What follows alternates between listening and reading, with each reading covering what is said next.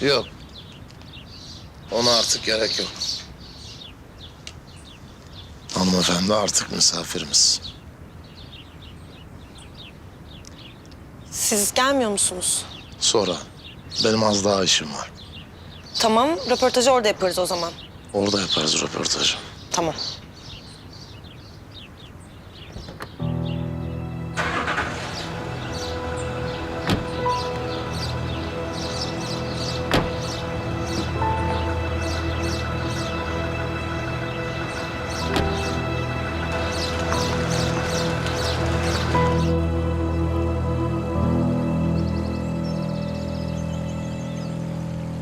Ne yaptınız komutanım? Düzeltebildiniz mi arayı? Yok. Boşanalım dedi. Nasıl ya? Sen ne dedin? Ne diyeyim, haklı kadın. Olur dedim. Boşanıyorsunuz yani. Maalesef. Boşanmak Allah'ın en sevmediği helaldir derler.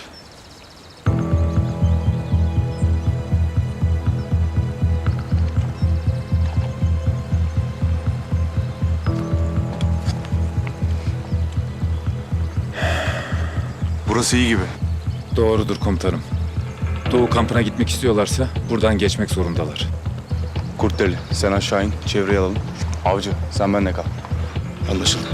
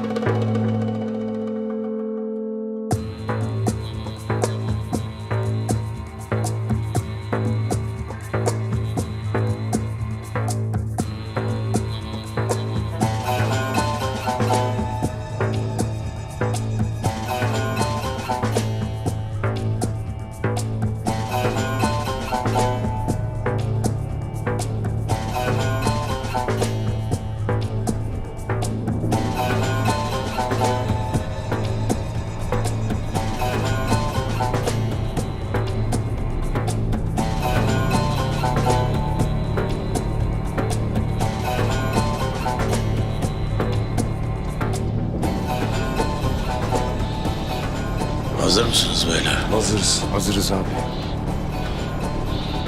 Türk devletine hayatının tokadını atmaya hazır olun.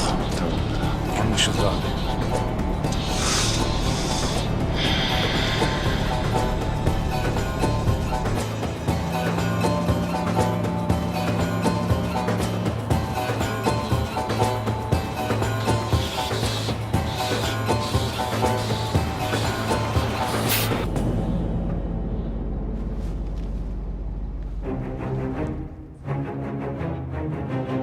Şoför.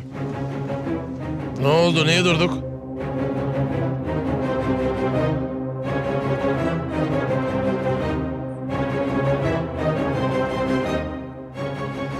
Aramızda bazı kancık şerefsizler vardı.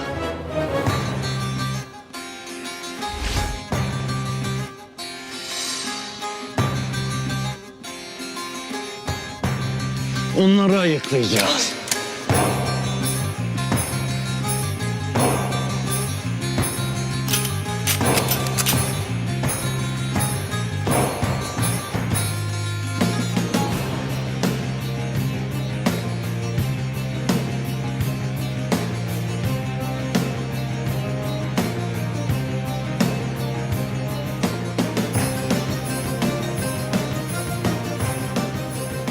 Beni hatırladın mı Çolak?